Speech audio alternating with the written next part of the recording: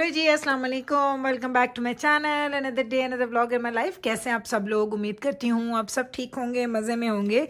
मैं भी अल्हम्दुलिल्लाह बिल्कुल ठीक ठाक मज़े में। तो जनाब आज क्या बन रहा है घर में? आज जनाब बन रहे हैं जी काली दाल, साबुत मसर शायद आप लोग इसको बोलते हैं। मैं तो इसको हमेशा काली दाल बोलती हूँ, लेकिन साबुत मसर शायद इसको लोग बोलते हैं। इसको मैंने सोख करके रखा हुआ था थोड़े 1-1.5 घंटे से, और बड़ा ही अरसा हो गया मुझे ये दाल बनाए हुए। मैं आपको पता है ये मेरा डेली का एक वो नाश्ते की एक आइटम है, लेकिन बस वो कभी कभी ऐसा होता है ना कि एक चीज़ आपके वो निकल जाए आपके मेन्यू से, तो फिर वो निकल ही जाती है। तो फाइनली आज ये फिर वापस आ रही है। इसको मैं कैसे बनाती हूँ, मैंने पानी में इसको सोख किया था, और अगर आप देखें तो दाल यहाँ पे है और पानी इतना है, लाइक आप कह सकते हैं 1 इंच पानी हायर है। और ये चूँकि मैं इंस्टेंट पॉट में बना रही हूँ इसलिए मैं आपको अपना हिसाब बता रही हूँ। इधर आप आ जाएं तो यहाँ पे सारी चीज़ें साबुत साबुत जाएंगी। मैंने लिए हैं 2 मीडियम साइज़ के प्याज, जो मैंने ऐसे स्लाइस कर लिए मोटे मोटे, कोई बारीक नहीं करने।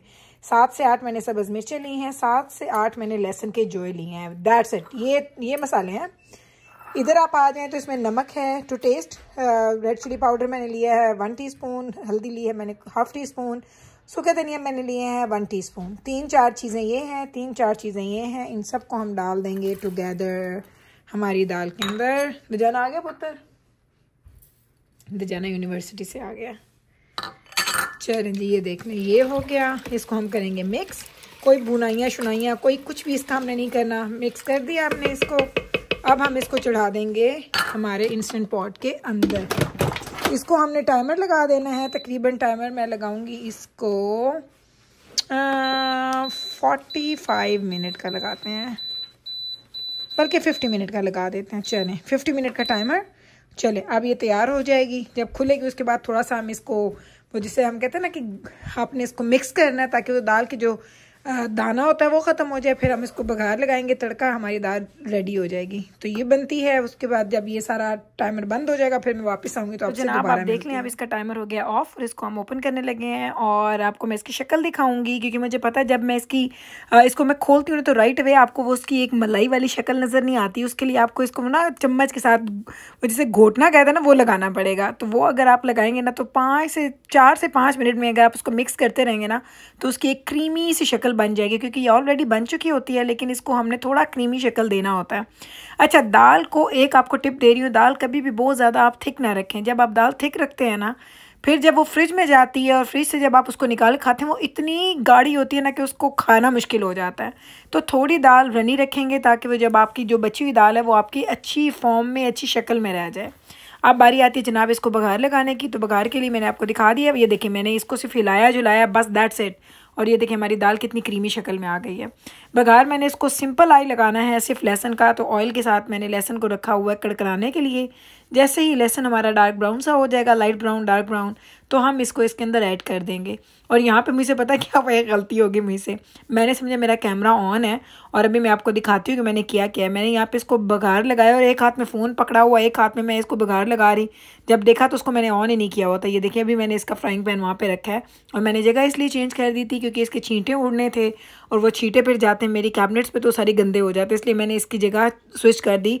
दूसरे शेल्फ से मैं इसको उठा के अपने मेन शेल्फ के ऊपर लेके आ गई जहाँ पे नॉर्मली मैं कुकिंग करती हूँ। तो दाल हमारी रेडी हो चुकी है और ये है जिसका फाइनल लुक। डिनर मैं खाने लगी हूँ, लेकिन डिनर के साथ साथ मैं आपको लेके जाऊँगी और आपको सुबह का भी व्लॉग दिखा दूँ क्या है सारा दिन में मैंने क्या क्या किया, क्योंकि ये मैंने दाल 2 डिफरेंट टाइम में बनाई थी, लेकिन मैंने उसके क्लिप टुगेदर कर दी ताकि आपको रेसिपी उसकी टुगेदर मिल जाए। आप लोग हमेशा कहते हैं कि गुल रेसिपी आप एक साथ बताया करें। तो आज सुबह जाना के बाबा को लगी भूख और थोड़ा वो है, आपको पता मैंने आपको बताया था काफ़ी वो वेट लॉस के चक्कर में और शुगर उन्होंने छोड़ी हुई है सारा कुछ। तो आज बड़े ही अरसे के बाद वो कहते मुझे ना ऐसा दिल करे कुछ ठंडी ठंडी चीज़ पीने पे। तो मैंने कहा चलें आज आपको ना मैं शेक बना के देती हूँ, बनाना शेक। तो कहते थे चलो बना के दे। तो सदियों के बाद शायद मेरे घर में बनाना शेक बन रहा है। दजाना पीता था लेकिन वो बनाना नहीं, वो मैंगो शेक पीता है और दजाना के बाबा को भी मैंगो शेक अच्छा लगता है। मेरे पास फ्रेश मैंगोज़ नहीं थे, फ्रोज़न थे, लेकिन मैंने कहा नहीं आपको फ्रेश फ्रूट का मैं ना शेक बना के देती हूँ। थोड़ी सी मैंने इसमें हनी ऐड की है और साथ इसमें हम लोग करेंगे तकरीबन आप कह लें कि 1 glass of milk, that's it. मैंने 1.5 बनाना लिया था, 1 to 2 टेबल स्पून मैंने इसमें हनी डाली होगी और 1 कप नहीं 1 ग्लास ऑफ मिल्क मैंने इसमें डाला है। बस अब इसको हम लोग करते हैं अच्छे से ब्लेंड और जैसे ये अच्छा सा ब्लेंड हो जाएगा तो फिर दजाना के बाबा को इसको दे देंगे। झटपट में ये चीज़ रेडी हो जाती है। इन मशीनों ने ना आपकी ज़िंदगियाँ आसान कर दी हैं सीरियसली। मैं वैसे सोचती हूँ कि जब ये मशीनें नहीं होती होंगी तो तब लोग इस तरह की चीज़ें क्या खाते पीते थे, जैसे शेक्स वगैरह होते हैं, स्मूदीज़ होती हैं, फ्रेश जूसेस होते हैं। फ्रेश जूसेस मुझे याद है मेरे बचपन में भी ना, वो जो कीनू का जूस होता था उसकी एक मशीन आती थी, वो जो मैनुअल होती थी, वो उसको खोलते थे, उसमें जूस रखते थे, फिर उसका एक ना पहिया सा होता था एक साइड पे, उसके 3 हाथ होते थे, जैसे पायरेट शिप का होता है ना, उस तरह से एक चीज़ होती थी। उसके साथ हमारे घरों में ना, मुझे याद है कि ऑरेंज के और वो जो मौसमियों के और वो उनके डिफरेंट नाम होते हैं ना किनुओं के, तो वो डिफरेंट तरह के किन्नू के ना जूस बना करते थे हमारे घरों में। तो वो एक स्ट्रगल होती थी, उसका मेस भी इतना बनता था, लेकिन वो पूरी फैमिली बैठी होती थी तो बड़े मज़े मज़े में कभी कोई कर रहा है, कभी कोई कर रहा है।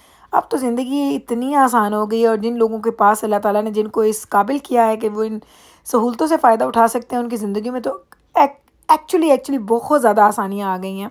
तो कंपैरिज़न अगर हम करें ना हमारे बचपन से हमारा और अब का हमारे वक्त का, तो एक बहुत बड़ा डिफरेंस आया। मैंने जैसे अपना बचपन गुजारा है और जैसे मैं अब टाइम गुजार रही हूँ, ज़मीन आसमान का डिफरेंस है। 100 काम करने पड़ते हैं, लेकिन काम अब पहले की निस्बत बहुत ज़्यादा आसान है। हाँ, ये ज़रूर है कि इन कामों की वजह से आप सारा दिन रहते हैं बिज़ी, लेकिन हम लोग उतनी शायद मेहनत नहीं करते जैसे हमारे पहले हमारी अम्मियाँ, हमारी दादियाँ, नानियाँ किया करती थी। वो बड़े मेहनती लोग थे, सीरियसली उनको मैंने बड़ी मेहनत करते हुए देखा है। बेशक ये बहुत बड़ा एज गैप तो नहीं है, लेकिन ये है कि हमने अपने बचपन से, हमारी जवानी से लेके अब तक की एज में मैंने ये सारे स्टेप्स देखे हैं कि ज़िंदगी में, दुनिया में कैसे कैसे चेंजेस आए हैं, और बहुत ज़्यादा जल्दी चेंजेस आए हैं हमारी ज़िंदगियों में। तो जनाब फाइनली इवेंचुअली आज मैं ये एक शामी कबाब का काम डन कर रही हूँ।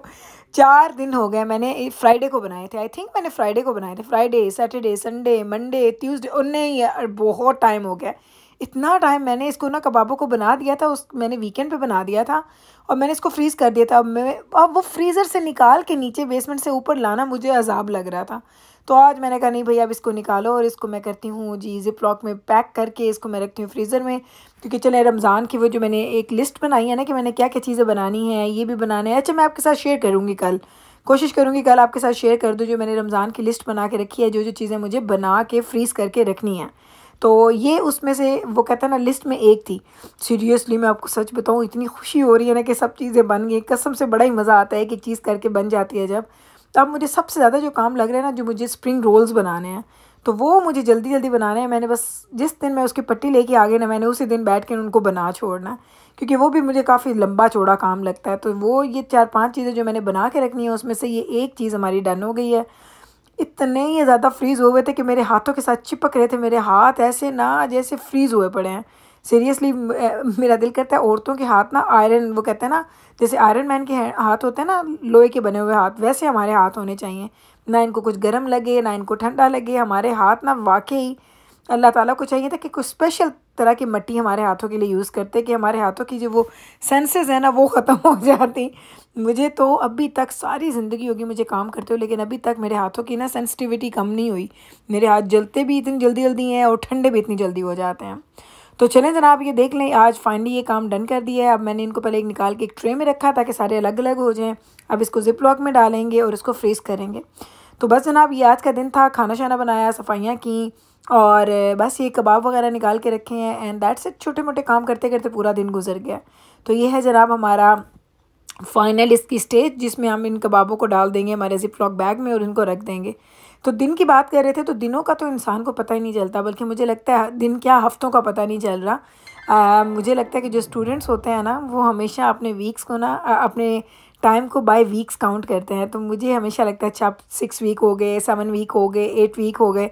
तो ये वीक्स में जब बात आती है ना, तो ज़िंदगी लगता है और तेज़ी से गुजर रही है। पहले हम होता था ना कि आज 1 दिन गुजर गया, 2 दिन गुजर गया। जब तक मैं पढ़ नहीं रही थी, जब से मैंने पढ़ना स्टार्ट किया, तो मुझे लगता है हमारी ज़िंदगी वीक्स पे आके रुक गई है। तो वो वीक्स जो है ना, वो बहुत जल्दी गुजर जाते हैं। क्योंकि मुझे हमेशा ऐसा लगता था कि तजाना के बाबा ने जब ये जॉब स्टार्ट की थी, जब उन्होंने पढ़ाना स्टार्ट किया था, तो वो वीक्स की बात करते थे, लेकिन मैं रिलेट नहीं कर पाती थी। लेकिन अब मैं कर पाती हूँ उनके साथ रिलेट। तो चलें जनाब, बातें तो होती रहेंगी, इनको करते हैं यहीं पे ख़त्म। मिलूँगी आपके साथ कल इंशाल्लाह ताला, सेम टाइम पे, सेम चैनल पे, एक और नए व्लॉग के साथ। तब तक रखिएगा आप अपना ख्याल, हमें रखिएगा आप अपनी दुआ में याद। टेक केयर जी, अल्लाह हाफिज़।